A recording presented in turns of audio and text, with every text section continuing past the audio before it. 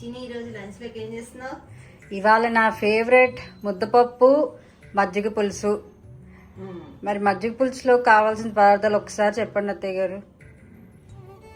ఒక పావు లీటర్ చిక్కగా చేసిన మజ్జిగ,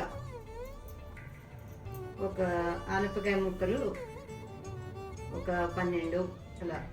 ఓకే. కావలసినన్ని పోపుకి ఎండుమిరపకాయలు, ఆవాలు, ఇంగువ, శనగపిండిలో కొద్దిగా నీళ్ళు కలిపి గ్రేవీలా చేసి మజ్జిగలో కలుపుకోవాలి.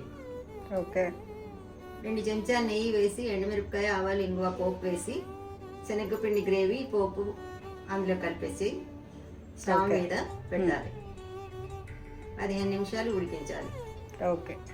సొరకాయ ముక్కలు కుక్కర్లో ఉడికించి పులుసులో కలపాలి. 15 నిమిషాలు పులుసు ఉడికాక లాస్ట్లో కొత్తిమీర వేసి దింపేయడం. ఓకే. ఇప్పుడు ముద్దపప్పు నేను ఈ గ్లాస్తో 1.5 గ్లాస్ పప్పు తీసుకున్నాను. 1 గంట నానబెట్టాను. ఇందులో 1.5 గ్లాస్ నీళ్లు పోసాను. ఇప్పుడు మనం కుక్కర్లో పెట్టేద్దాం సొరకాయ ముక్కల్ని మరియు పప్పు. 3 గ్లాసులు నీళ్ళు. సరే 3 గ్లాసులు పోస్తాం. ఇప్పుడు కుక్కర్లో